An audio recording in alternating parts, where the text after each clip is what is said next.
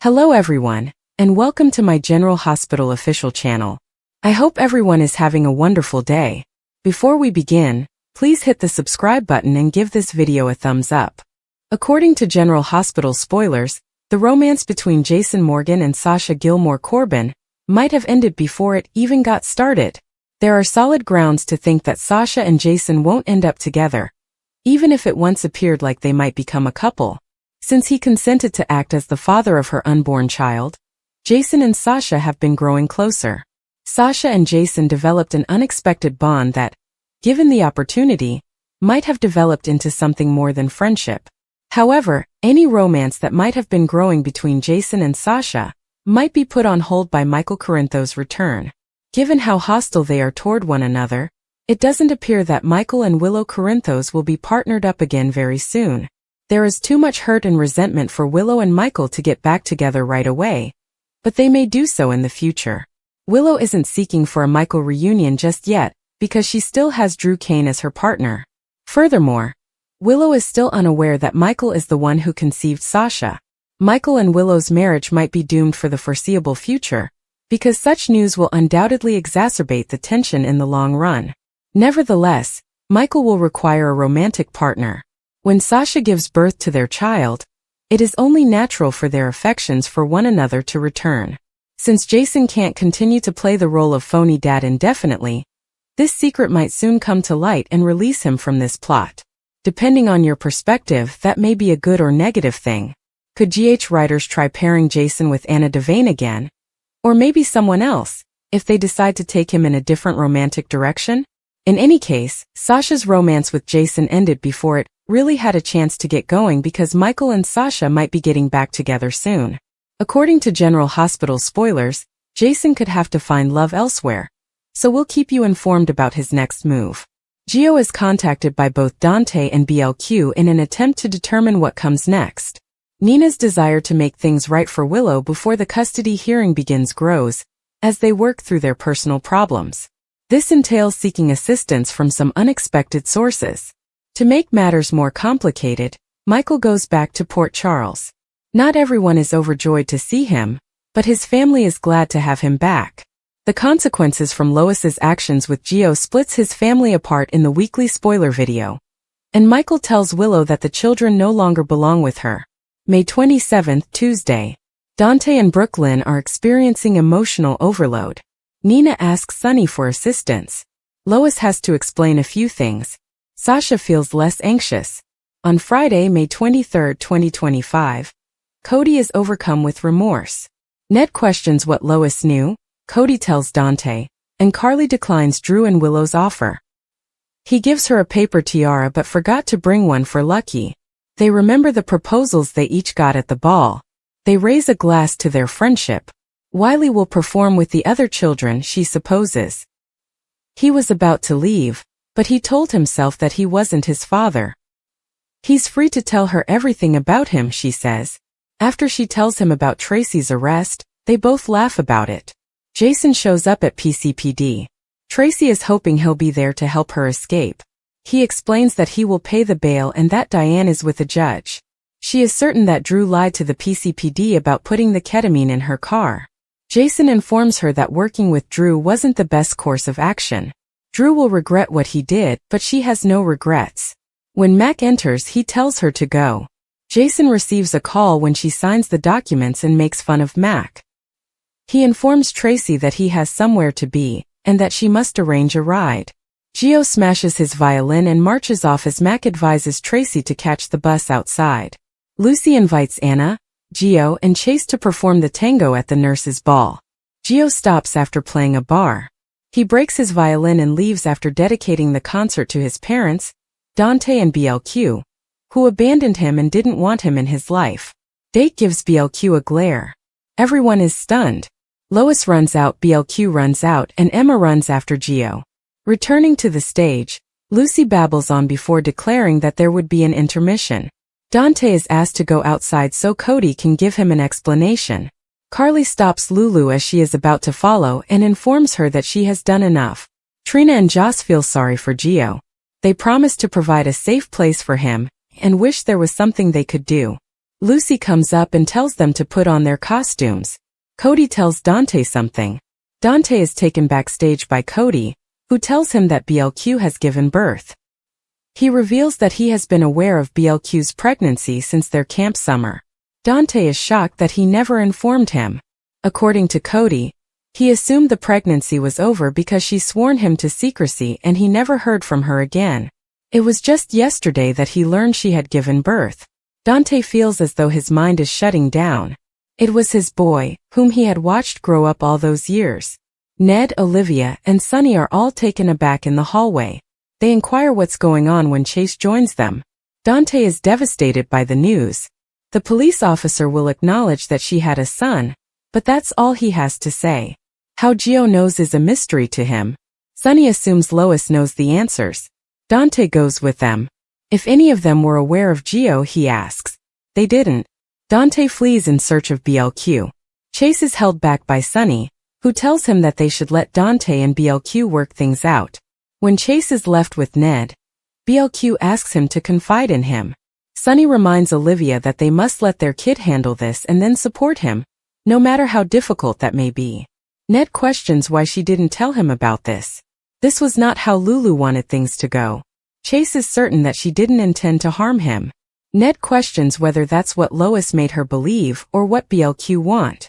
Lulu and Carly enter the restroom. Gio must have heard her confronting Lois. Lulu believes this was not how she wanted things to go. Carly advises her to relax and give Dante the opportunity to speak with the parties concerned.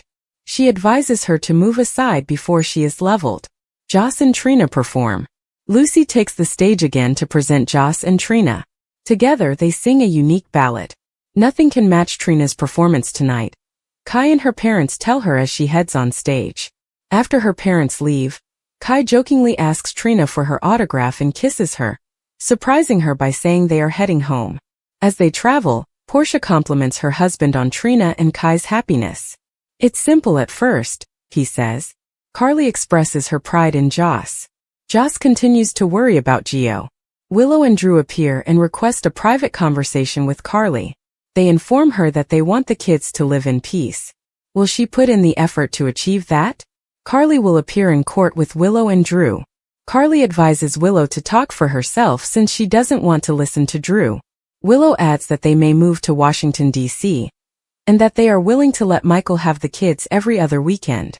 Carly becomes enraged by that and says she will see them in court. After Willow flees, Drew accuses Carly of being responsible for Michael's children's deaths. As Lucy talks about how they broke a new record, everyone in the ballroom is preoccupied. When Jason and Sasha initially met, many people thought their romance was bound for greatness. Unquestionably, there was a spark between them, a magnetic draw that hinted at a deeper connection. Even strangers could sense the tension when they were in the same room, and friends would whisper about their chemistry. But in spite of everything that was promised, their love ended before it had a chance to start. This early conclusion has several causes, including misplaced expectations, outside influences, and deep-seated disagreements that neither party was prepared to face. Jason and Sasha seemed like the ideal fit on the surface. They belonged to the same social circles, had comparable hobbies, and even had complementing personalities. Sasha was the contemplative introvert and Jason was the gregarious charmer. According to the adage, opposites attract. And for a while, it appeared that their dynamic would flourish on that equilibrium. But almost instantly, fissures appeared beneath the surface. Jason anticipated that their connection would spark soon and burn brightly because he was used to fast-paced, intense flings. Sasha, on the other hand, wanted to build emotional connection and trust before becoming serious, so she favored a gradual approach. Due to their fundamentally different pacing styles, Sasha felt under pressure and Jason became irritated. Another crucial element in their demise was communication, or the absence of it. Jason frequently thought he knew Sasha's feelings without having to ask because he was so sure he could read people. However, Sasha preferred directness and disliked having to interpret Jason's ambiguous clues or half-spoken ideas. Misunderstandings mounted, and each one caused them to grow further distant from one another. Rather than confronting these problems directly, they let animosity to fester, each of them tacitly pointing the finger at the other for their increasing estrangement. Their disintegration was also significantly influenced by outside factors. Well-intentioned but invasive friends and family members gave them uninvited feedback about their relationship. While some argued that they were going too quickly, others asked why they weren't already taking things more seriously. Jason and Sasha found it challenging to manage their emotions without external distractions impairing their judgment due to the continuous scrutiny. Every conversation they had was scrutinized and overanalyzed by their peers on social media, which further increased the pressure. The genuineness of their relationship was destroyed when what ought to have been a private investigation of their relationship turned into a public spectacle. However, their unwillingness to make concessions was perhaps the most damaging element. Jason and Sasha were adamant about their methods, believing that they were the right way to handle love. Sasha valued regularity and emotional stability, while Jason was more interested in extravagant displays and impromptu emotions. Waiting for the other to change first, neither was prepared to compromise. Neither was prepared to meet in the middle, but love demands work and flexibility. Their initial flame faded into indifference as they grew apart, rather than together. Ultimately, a number of little unresolved problems rather than a single disastrous incident ruined Jason and Sasha's romance. Their tale serves as a reminder that a relationship cannot be maintained just on chemistry. Even the most promising relationships can fall apart before they even get started if there is a lack of communication, compromise, and a common goal for the future.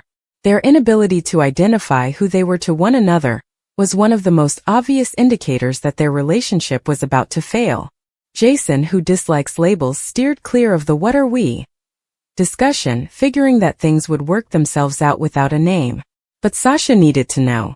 She felt insecure because of the ambiguity, questioning if Jason was genuinely interested in her, or whether he was just keeping her around until a better opportunity presented itself. The power dynamic that resulted from this disparity in emotional investment made Jason feel overwhelmed and Sasha feel underappreciated. As they say, timing is crucial, and it couldn't have gone worse for Jason and Sasha. Jason had recently ended a committed relationship and was still dealing with the emotional fallout from his previous connection. Though his behavior showed otherwise, he maintained that he was prepared to move on. Unresolved sentiments were suggested by flirtatious texts to his ex, infrequent references to her in conversation, and a general hesitancy to commit. Sasha, on the other hand, was searching for something genuine after being unattached for some time.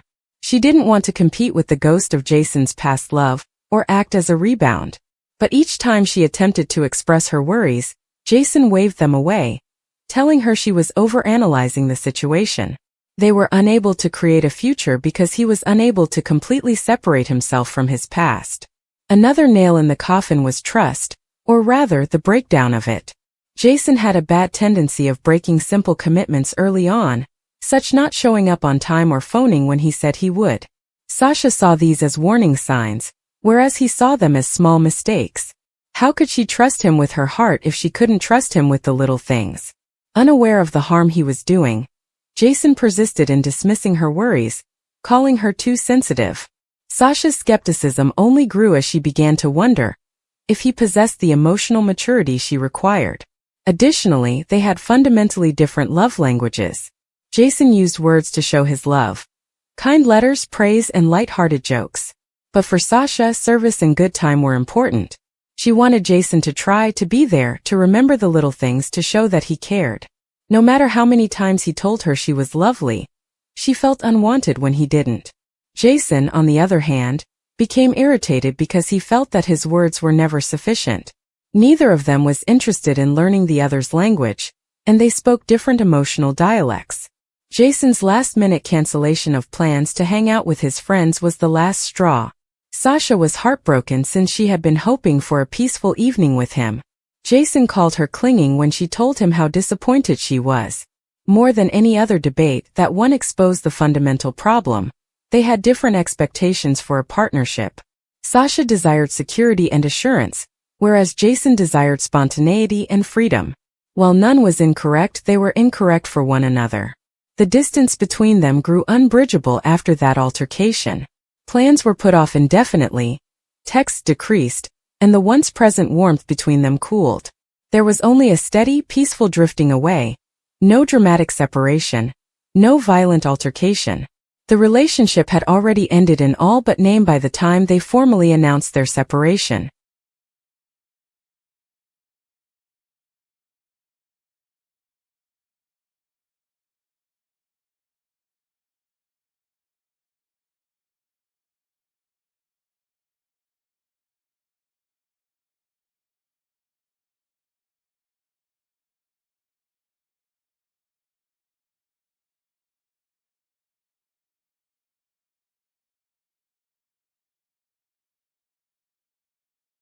According to General Hospital spoilers, Michael Corinthos' return to Port Charles alters the course of events surrounding his custody court. Carly Spencer scheduled a custody hearing a bit too soon because she was so anxious to get Wiley and Amelia Corinthos out of Drew Kane's house. She was hoped that a date would be set around Michael's homecoming because these things usually take a very long time, but she became extremely anxious when she was given the June 2nd date. Ultimately, Michael was still at the Baden-Baden facility at that time, and Carly didn't want to ruin her son's recuperation by telling him about the date. When she heard the news, she knew he would immediately leave the facility. In order to regain custody of Michael's children, she, Diane Miller, and Jason Morgan devised a scheme. They then filed for emergency custody, placing the children in Carly's custody until Michael could return home. Having said that, several people cautioned Carly to tell her son what was happening, but she refused. Carly and Diane reasoned that Drew and Willow Tate Corinthos should not be granted full-time custody by any judge because of his outrageous scandals. Technically speaking, Tracy Quartermain's arrest for drugging Drew raises the possibility that she gave him the prescription against his consent, which would account for his erratic behavior with Jacinda. However, a court of law must also find Tracy guilty of that offense. Additionally, it didn't look well when Drew and Willow were captured on camera performing the act on a nursery floor in the Quartermain home. At the end of the day, Michael could only positively ensure custody of his children by moving back to Port Charles, even though Carly had a decent chance of winning custody. Was Michael made aware of his custody problems and upcoming court date by Jason, Diane, or another individual? Was Michael's departure from the German institution a bit premature? Would this put his recuperation from the burns at risk and make him more prone to infection or regression? When Michael formally came back to PC on Friday, May 23rd at the 2025 Nurses Ball, he looked fantastic, but it doesn't imply he's fully recovered.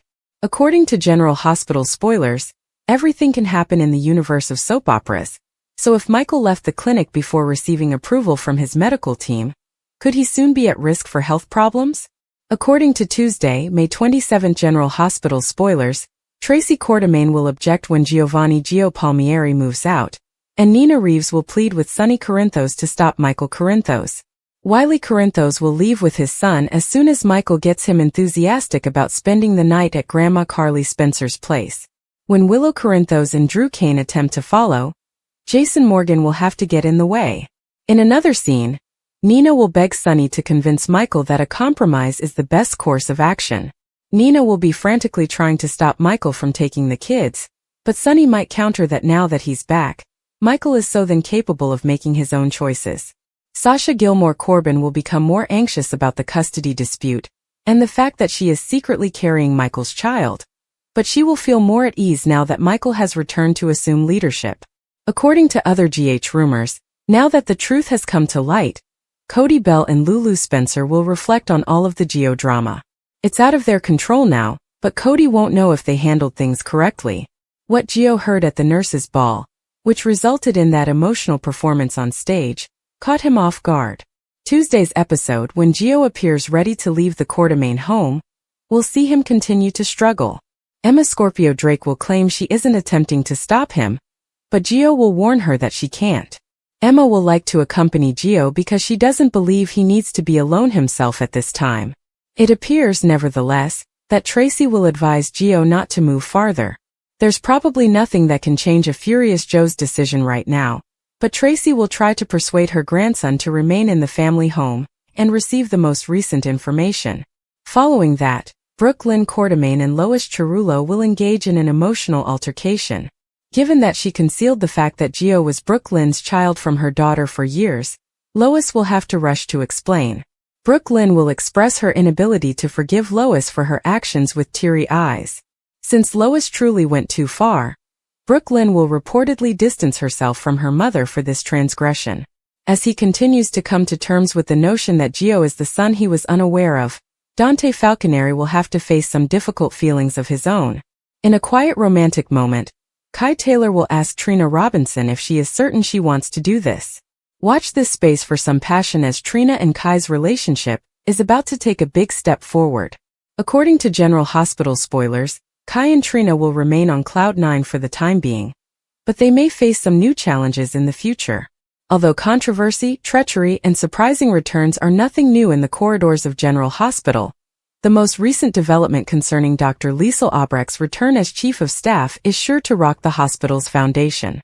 This significant change follows the unexpected disclosure that renowned and dependable Dr. Portia Robinson had been concealing a sinister secret that could have ended her career and put her in jail. The hospital is in disarray as the truth about Portia's misdeeds is revealed, and the board is frantically trying to select a leader who can bring order back. Presenting Dr. Liesl Albrecht, a woman whose medical knowledge is indisputable, but whose past is equally convoluted. Long regarded as a cornerstone of the GH community, Portia Robinson was kind, knowledgeable, and committed to her patients. But below that gleaming facade was a web of dishonesty. Portia's wrongdoings were meticulously concealed, until now, whether they were fabricating medical documents, hiding negligence, or committing even more heinous crimes. The hospital is rocked by the revelation of her atrocities, and patients and employees begin to wonder who they can trust. A power vacuum at the top is immediately created by Portia's demise, as her reputation is in ruins and legal repercussions are imminent. General Hospital has frequently relied on strong, determined leaders during times of crisis, and few people were more suited to that role than Dr. Liesl Albrecht. Albrecht's medical genius is undeniable, despite her tumultuous history with GH, which is characterized by prior disputes, dubious affiliations, and even criminal conduct of her own. Reactions to her return are divided. Some see her as the only person who can stabilize the ship, while others are afraid of her cruelty and capricious ways. However, the board determines that Albrecht's experience trumps her contentious past because dire circumstances need desperate tactics. For Liesl, this is a personal victory as much as a professional one. She has the chance to regain her position at the top after years of being marginalized, undervalued, and even imprisoned. Those who questioned her, deceived her, or obstructed her path within the hospital are now at her mercy. Albrecht has never been one to forgive quickly, and those. Meanwhile, Brooklyn must deal with Joe's rejection. His abrupt disengagement could leave her feeling bewildered and abandoned if she had grown to rely on him emotionally. She could wonder if there was anything she might have done differently or what she did wrong. Will she strive to win back his trust, or will she accept the distance and move on her own? Her response to this change will be telling. The hurt of being rejected by someone she cared about won't go away easy, but Brooklyn's strong character may allow her to use this suffering for personal development. It's also important to consider Dante's part in all of this. What does he think of Gio suddenly turning to him? Does he understand the significance of this change? Or is he just lending a sympathetic ear without understanding its full ramifications? Dante's reaction might either strengthen their relationship or cause new issues if Gio feels more than just friendship with him. As a guy who has always valued honesty and integrity, Dante is likely to confront Gio head-on, rather than allow miscommunications to fester, if he detects that Gio is looking for anything more. This plot's wider ramifications go beyond these three persons alone. In Port Charles, relationships are rarely isolated. Every choice has an impact on friendships, alliances, and families. How will Gio and Dante's relationships with others change if they become closer? Will there be further trouble if Brooklyn's family notices her distress? What implications does this have for upcoming plots? Is it merely a brief emotional realignment, or the start of a new romance? Joe's change could be interpreted as a sign of a more profound internal conflict. He may be trying to get clarity by separating himself from Brooklyn, since he has been doubting his own feelings for a while. He may be seeking a different kind of relationship, one that is more in line with who he really is by opening up to Dante.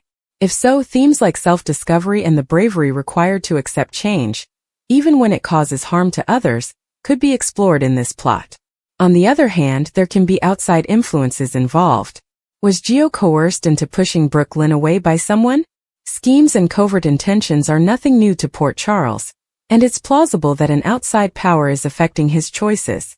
If that is the case, the truth might eventually surface, resulting in either a more profound separation or a dramatic confrontation and possible reconciliation. One should not undervalue the emotional toll that this scenario has taken. It hurts to be excluded by someone you care about, and Brooklyn's response will show how strong and vulnerable she is. Even though he isn't totally certain what that is yet, Joe's readiness to open up to Dante indicates that he is looking for something significant. Being in the middle, Dante will need to carefully manage this new dynamic, particularly if he values both relationships.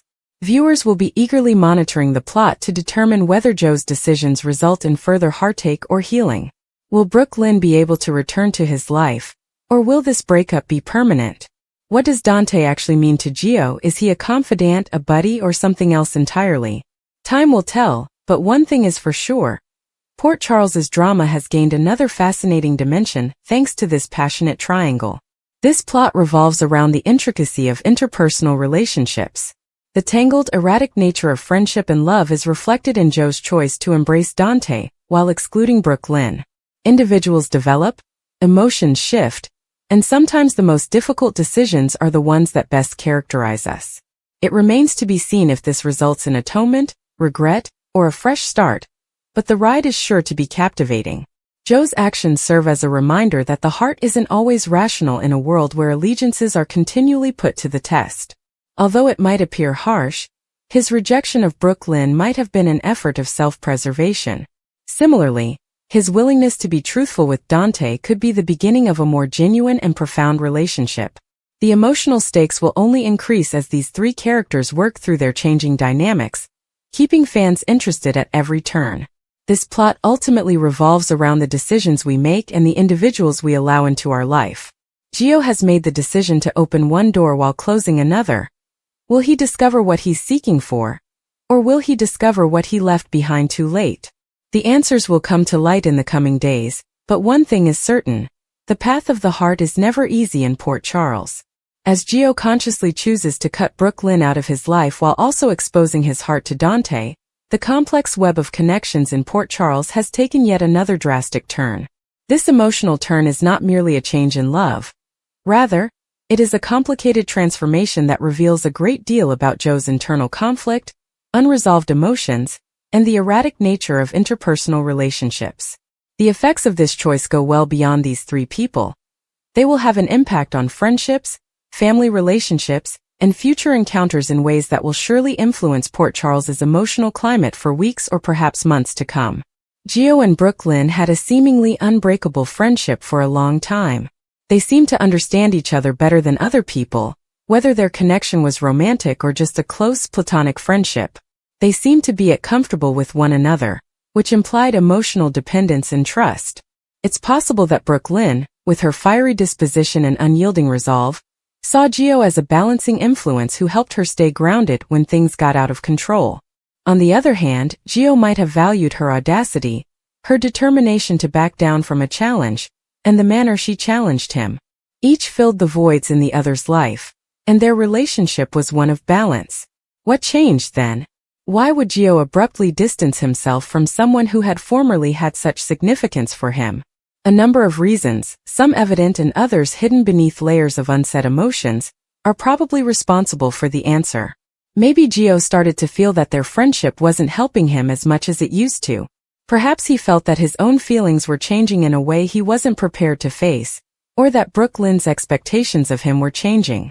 Another possibility is that he was compelled to reconsider their relationship by an outside circumstance, such as a betrayal, a miscommunication, or even outside intervention. He did not make the decision to exclude her lightly, regardless of the reason behind it. He may not even completely realize the internal turmoil that is implied by his act of distancing himself. It's especially telling how Gio has cut himself off from Brooklyn. In order to make it obvious that he no longer wants her in his emotional space, he has not only retreated but also built walls. Self-preservation is frequently the reason behind this type of intentional retreat. Gio might think it would be too difficult or unpleasant to continue their relationship the way it is. Alternatively, he may be shielding himself from emotions he isn't prepared to confront, such as shame, unrequited love, or a fear of showing weakness. In any event, his behavior has left Brooklyn in shock and forced to deal with the abrupt loss of a person she previously trusted.